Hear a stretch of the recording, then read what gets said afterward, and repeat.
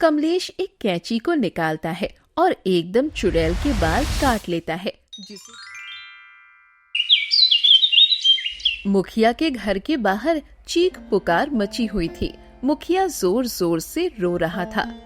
गांव वाले उसके घर के आसपास इकट्ठे थे। तभी मुखिया ने रोते हुए कहा,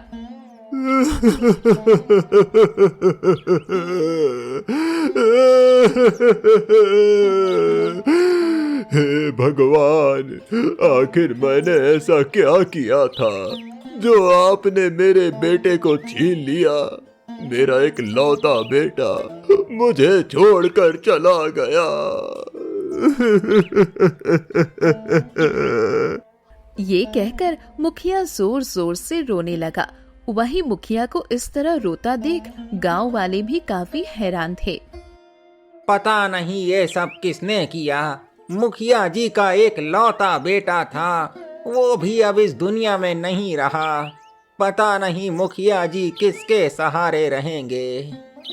वही गांव के लोगों की बातें सुनकर मुखिया और ज्यादा दुखी हो गया। मैंने कभी किसी का बुरा नहीं किया, फिर भी आपने मेरे साथ ऐसा क्यों किया भगवान? आखिर किसने मारा मेरे एक लौते बेटे को? मेरी तो किसी से दुश्मनी भी नहीं थी।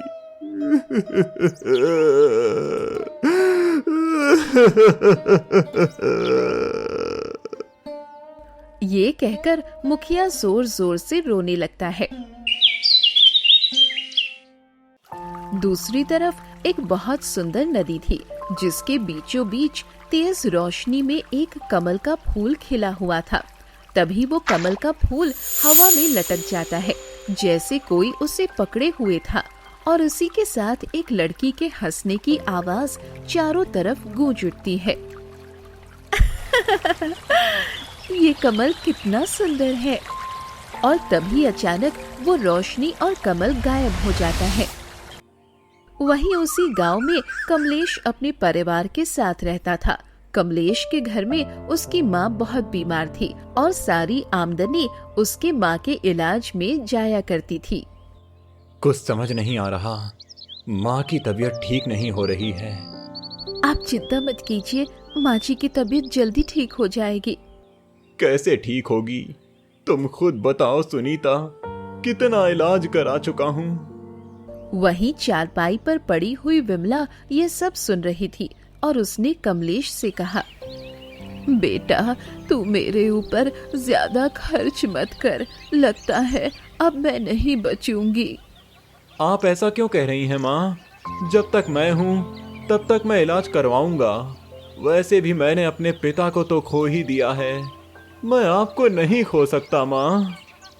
अपने बेटे का प्यार देखकर विमला की आंखें भर आई और उसने कमलेश से कहा, पर मैं तुम लोगों पर बोझ नहीं बनना चाहती हूँ, क्योंकि अब तुम्हारा भी परिवार है बेटा। नहीं माँ नहीं, आप मेरे ऊपर बोझ नहीं हैं। हाँ, आपके बेटे बिल्कुल ठीक कह रहे हैं माँ जी, आप बहुत जल्दी ठीक हो जाएंगी। मुझे पता है तुम लोग बस मुझे झूठा दिलासा दे रहे हो और कुछ नहीं। नहीं माँ, ऐसा कुछ भी नहीं है। सुनो सुनीता, मैं माँ की दवाई लेने जा रहा हूँ, तो तुम माँ का ध्यान रखना। मुझे आने में समय लगेगा। पर आखिर आप जा कहाँ रहे हैं? मुझे मुखिया जी ने ज़रूरी काम से बुलाया है, तो जाना पड़ेगा। इसी के साथ मैं माँ की दवाई भी ले आऊँगा। ठीक है, आप जाइए, मैं माँ का ध्यान रखूंगी। इसके बाद कमलेश मुखिया के घर के लिए निकल जाता है। मुखिया के घर पर आने के बाद कमलेश ने मुखिया से कहा, मुखिया जी, आपने मुझे बुलाया? आओ आओ कमलेश, मैंने तुम्हें कुछ जरूरी काम से बुलाया है। तुम्हें मेरा एक काम करना पड़ेगा। बताइए, क्या काम करना है मुखिया जी? देखो कमलेश, मुझे पता है तुम्हारे घर की हालत बहुत ज्यादा खराब है, इसीलिए मैं चाहता हूं तुम ये काम करो।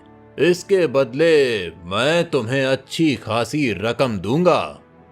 ये सुनकर कमलेश थोड़ा हैरान हुआ और बोला, आखिर ऐसा भी क्या काम है मुखिया जी जो आप मुझसे करवाना चाहते हैं? मैं चाहता हूँ तुम मेरे बेटे के कातिल का पता लगाओ। आखिर उसे किसने मारा? पर ये तो सभी को पता है कि आपके बेटे की मौत रहस्यमयी तरीके से हुई है, वो भी जंगल में जाते हुए। नहीं नहीं, मुझे ऐसा लगता है मेरे बेटे को किसी ने साजिश करके मारा है। क्या? पर आखिर ऐसा कैसे हो सकता है? क्या आपको किसी पर शक है? नहीं नहीं, मुझे किसी पर शक नहीं है, इसीलिए मैं तुम्हें ये काम सौंप रहा हूँ। अगर तुमने पता लगा लिया तो मैं तुम्हें मुंह मांगी रकम दूंगा। ये सुनकर कमलेश काफी खुश हुआ और बोला, ठीक है मुखिया जी, तो मैं पता लगाने के लिए जाता हूँ, आप निश्चिंत हो जाइए। इसके बाद कमलेश वहाँ से चला गया और मुखिया ने दुखी होकर कहा, बेटा तू चिंता मत कर, तुझे जिस किसी ने भी मौत के घाट उतारा है मैं उसे जान से मार डालूंगा, उसे छोड़ूंगा नहीं। वहीं मुखिया के घर से आने के बाद कमलेश ने अपने आप से कहा, जहाँ तक मुझे याद है मुखिया के बेटे की मौत जंगल में ही हुई थी, तो मुझे जंगल में जाकर ढूंढना चाहिए। ये कहकर कमलेश जंगल की तरफ चला गया। जंगल में आने के बाद कमलेश सबूत को इकट्ठा करने लगा, पर उसे जंगल में कुछ नहीं मिला। यहाँ पर तो मुखिया जी के बेटे के कातिल के निशान ही नहीं है। अब मैं कैसे पता लगाऊं कि उन्हें किसने मारा था? ये कहकर कमलेश जंगल के और अंदर चला गया, पर वहाँ भी उसे कुछ नहीं मिला, जिस पर उसने कहा, ऐसा करता हूँ, मैं दूसरे गांव जाकर देखता हूँ, शायद वहाँ कुछ मिल जाए। ये कहकर वो दूसरे गांव चला गया। दूसरे गांव में आने के बाद उसने देखा वहाँ पर काफी ज्यादा डर का माहौल था। गांव वाले काफी ज्यादा डरे हुए थे, जिसे देखकर वो थोड़ा हैरान हुआ। ये गांव में इतना डर का माहौल क्यों है? यहाँ पर ऐसा क्यों लग रहा है जैसे कुछ बुरा हुआ हो? तभी उसकी नजर उसी गांव के गोपाल पर पड़ी और उसने कहा, ऐसा करता हूँ, उस आदमी से जाकर पूछता हूँ। ये कहकर वो गोपाल के पास आया और बोला, भैया मुझे एक बात तो बताओ, ये गांव इतना शांत क्यों है? ऐसा क्यों लग रहा है जैसे यहाँ कुछ हुआ हो? अरे भैया तुम कौन हो और इस गांव में क्या करने आ गए? तुम्हें पता नहीं इस गांव में भूत का साया है। भूत का साया? ये तुम क्या कह रहे हो? मैं बिल्कुल ठीक कह रहा हूँ भैया, हमारे गांव में भूत का साया है। अजीब अजीब आवाजें आती हैं। तुम यहाँ से चले जाओ, अभी चले जाओ, इसी में तुम्हारी भलाई है, वरना तुम मारे जाओगे, मारे जाओगे। ये सुनकर कमलेश बुरी तरह हैरान हुआ और बोला, पर आखिर ऐसा कैसे हो सकता है? क्या तुमने किसी को बुलाया नहीं जो भूत को भगा सके? अरे भैया, बहुत सारे लोगों ने उस भूत को पकड़ने की कोशिश की, पर सभी लोग मारे गए। वहीं इसी गांव के दूसरी तरफ श्रापित नदी भी है, वहां भी कोई नहीं जाता, कोई नहीं जाता वहां। क्या? श्रापित नदी? पर आखिर उस नदी में ऐसा क्या है? अरे भैया, वहां पर किसी के हंसने की आवाज आती है, वहां हवा में फूल उड़ते हैं, इसीलिए तुमसे कह रहा हूँ, चले जाओ यहाँ से। ये सुनकर कमलेश काफी ज्यादा परेशान हो जाता है और वो गोपाल से कहता है, अगर ऐसी बात है तो मैं वहां जाकर जरूर देखूंगा। नहीं नहीं, तुम वहां मत जाओ, इसी में तुम्हारी भलाई है, मेरी बात को मानो, तुम वहां मत जाओ। पर कमलेश गोपाल की बात नहीं मानता और उसी नदी के लिए निकल जाता है। उस नदी पर आने के बाद कमलेश ने देखा नदी बहुत ही सुंदर थी और उसमें सुंदर सुंदर कमल के फूल खिले हुए थे, जिसे देखकर उसने कहा, अरे ये नदी तो देखने में बहुत ही सुंदर लग रही है, फिर इसे श्रापित क्यों कहा जा रहा है? ये कहकर कमलेश नदी को अच्छी तरह देखने लगा और बोला, ये नदी देखने में तो कहीं से भी श्रापित नहीं लगती, फिर आखिर गांव वाले इतने क्यों डर रहे हैं? अभी कमलेश ये सब कह ही रहा था, तभी अचानक उसे किसी लड़की के हंसने की आवाज सुनाई दी, जिससे वो बुरी तरह घबरा गया।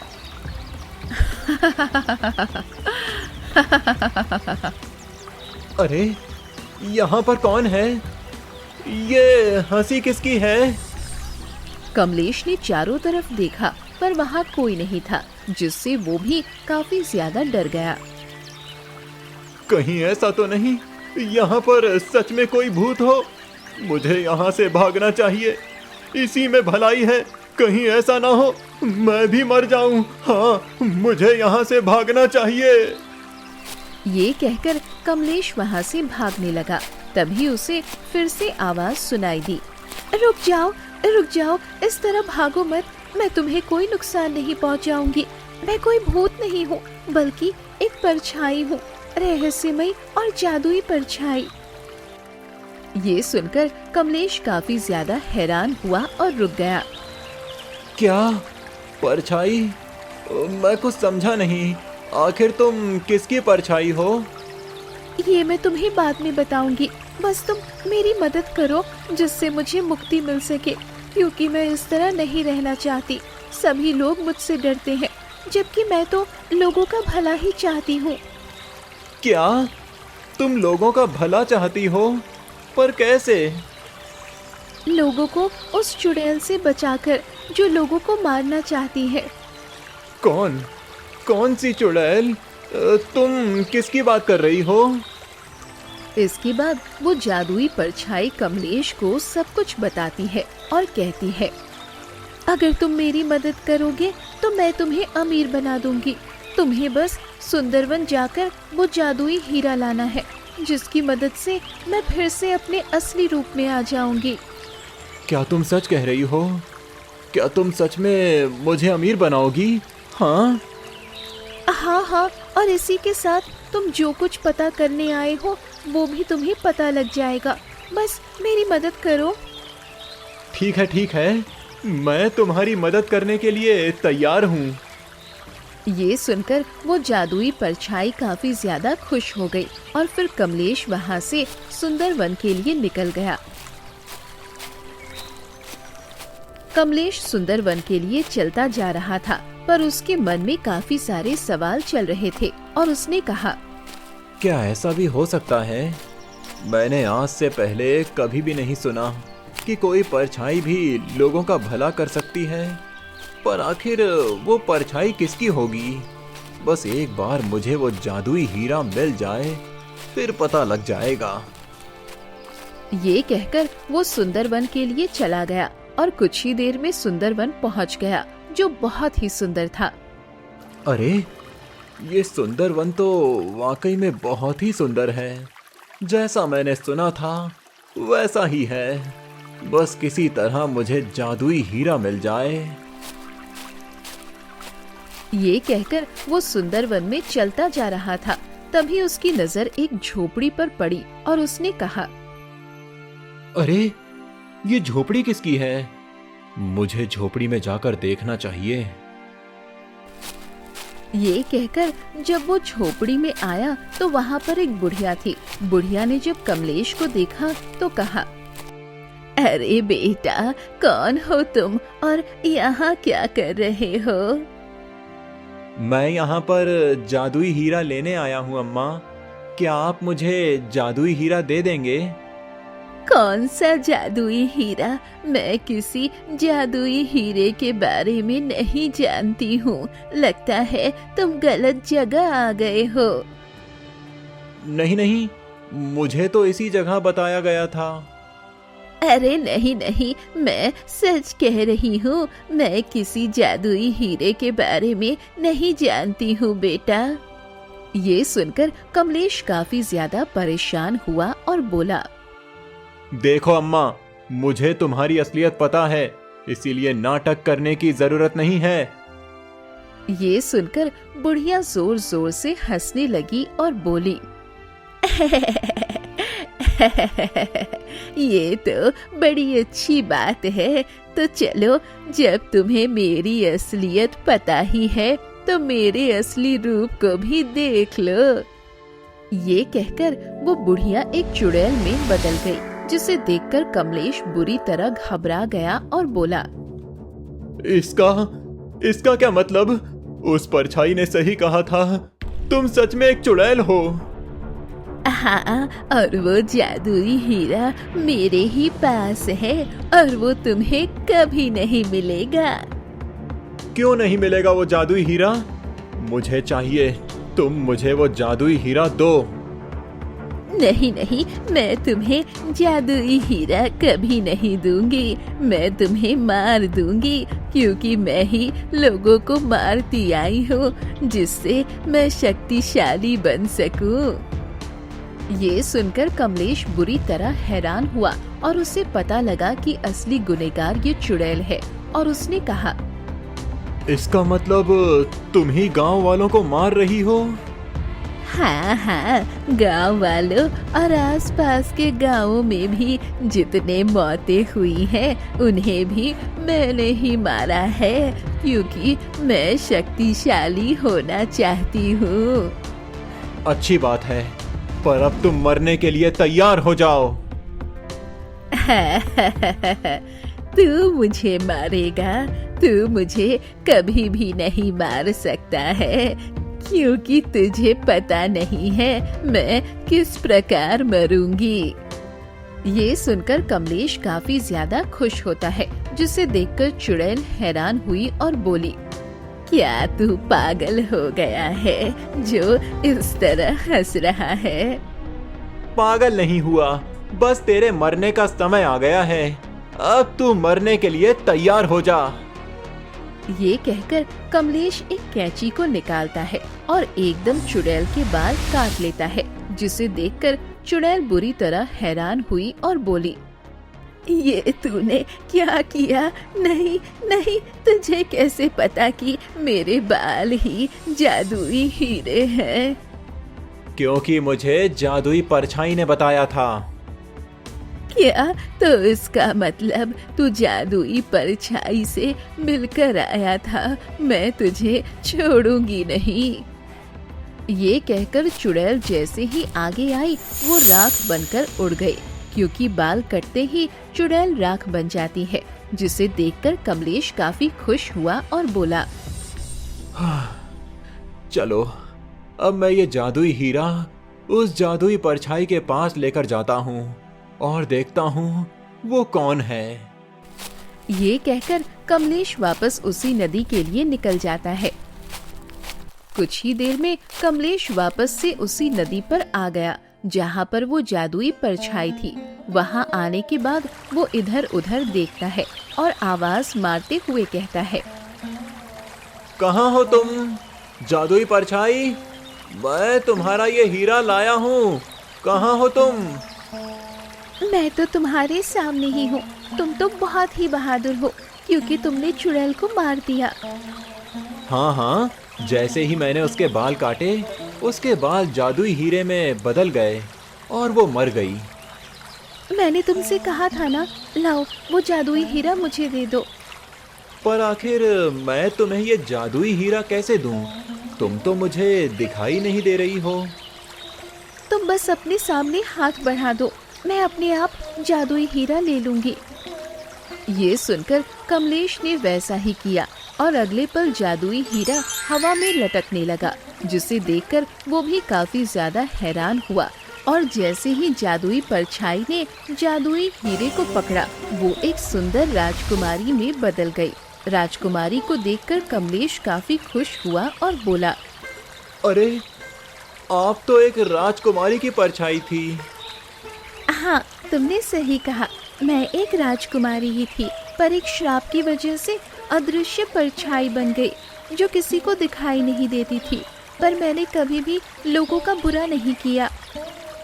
हाँ हाँ, मुझे पता लगा। वो चुड़ैली थी जो लोगों को मारा करती थी, क्योंकि उसने मुझे सब कुछ बता दिया। चलो, ये तो बहुत अच्छी बात है। लगभग अब तुम्हें सब कुछ पता लग गया है। मैं तुम्हें कुछ देना चाहती हूँ। ये सुनकर कमलेश थोड़ा हैरान हुआ और बोला, क्या? मैं कुछ समझा नहीं। मुझे पता है तुम्हारी माँ बहुत ज्यादा बीमार है और तुम उन्हें ठीक करना चाहते हो।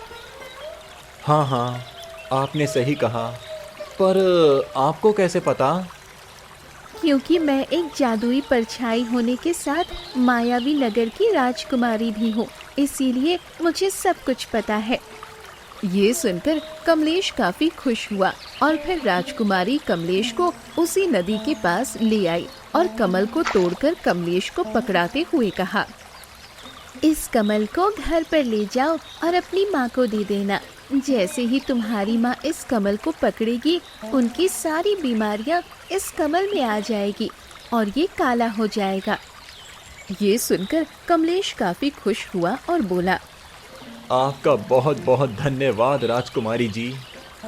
मैं तो अपनी माँ की वजह से काफी परेशान था। तुम धन्यवाद क्यों कह रहे हो? तुमने तो मुझे श्राप से मुक्ति दिलाई है, इसीलिए मैं तुम्हें और कुछ भी देना चाहती हूँ। ये कहकर राजकुमारी ने वही जादुई हीरा कमलेश की तरफ बढ़ाया और कहा, ये भी तुम ले जाओ, क्योंकि अब ये मेरे किसी काम का नहीं है। नहीं नहीं, ये आप क्या कह रही हैं? ये बहुत ही कीमती और जादुई है। मुझे पता है, इसके हकदार तुम ही हो। ये तुम्हें माला माल कर देगा, क्योंकि मैंने तुमसे वादा किया था कि मैं तुम्हें अमीर बनाऊंगी। ये सुनकर कमलेश काफी खुश हो जाता है और उसे तो यकीन ही नहीं हो रहा था कि वो अमीर हो गया, और फिर वो जादुई हीरे को लेकर वहाँ से चला गया, जिस पर राजकुमारी ने अपने आप से कहा, चलो अब मुझे भी अपने राज्य जाना चाहिए। मेरा राज्य मेरी प्रतीक्षा कर रहा होगा। ये कहकर राजकुमारी भी वहाँ से चली गई। वहीं कमलेश गांव में आ गया और अपने आप से बोला, पहले मुखिया जी के घर जाता हूँ। उन्होंने मुझे जिस काम के लिए भेजा था वो काम पूरा हो गया। पहले मुझे उन्हें बताना चाहिए कि उनके बेटे का कातिल मिल गया है। ये कहकर कमलेश मुखिया के घर आ गया। मुखिया ने कमलेश को देखा तो कहा, अरे, तुम बड़ी जल्दी आ गए। क्या तुम्हें कातिल मिल गया? हाँ हाँ मुखिया जी, मुझे पता लग गया आपके बेटे को किसने मारा था। जल्दी बताओ, कौन है वो? मैं उसे छोड़ूंगा नहीं, मार डालूंगा। जल्दी बताओ। उसकी कोई जरूरत नहीं मुखिया जी। ये तुम कैसी बातें कर रहे हो? जरूरत कैसे नहीं है? उसने मेरे एक लौते बेटे को मार दिया और तुम कह रहे हो जरूरत नहीं है। मुझे पता है, पर उसे मैंने मार दिया, इसीलिए आपको परेशान होने की जरूरत नहीं है। और वो कोई इंसान नहीं था। क्या इंसान नहीं था? मैं कुछ समझा नहीं। ये तुम क्या कह रहे हो? मैं बिल्कुल सही कह रहा हूँ। वो एक चुड़ैल थी जिसने आपके बेटे को मारा था। इसके बाद कमलेश मुखिया को सारी बात बताता है, जिसे सुनकर मुखिया काफी हैरान हो जाता है। क्या? इसका मतलब मेरे बेटे को एक चुड़ैल ने मारा था, वो भी शक्तिशाली होने के लिए? हे भगवान, मैं तो सोच रहा था कि किसी छुपे हुए दुश्मन ने ऐसा किया। तभी मैं कहूँ, आखिर मेरा तो ऐसा कोई दुश्मन है ही नहीं। फिर ये कौन कर सकता है? आप दुखी मत होइए मुखिया जी, आपके बेटे के कातिल को सजा मिल गई है। मैंने उस चुड़ैल को मार दिया, अब वो किसी को भी नहीं मारेगी। ये सुनकर मुखिया अपने आप को संभालता है। तभी उसकी नजर कमल पर पड़ती है और वो कमलेश से कहता है, अरे, ये तुम्हारे हाथ में कमल कैसा है? ये मेरी माँ की बीमारी का इलाज है। ये मुझे उसी राजकुमारी ने दिया जिसके बारे में मैंने आपको बताया था। ये तो बहुत अच्छी बात है। मैंने तुमसे कहा था मैं तुम्हें इनाम दूंगा। बताओ तुम्हें क्या चाहिए? नहीं नहीं मुखिया जी, इसकी जरूरत नहीं है। मुझे खुशी है कि मैंने आपके बेटे के कातिल को ढूंढ लिया। अब मैं चलता हूँ।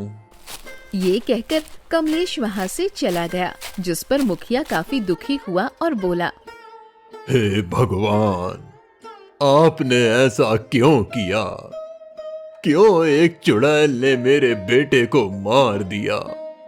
पर अच्छा हुआ कमलेश ने उसे मार दिया, वरना मैं उसे छोड़ता नहीं।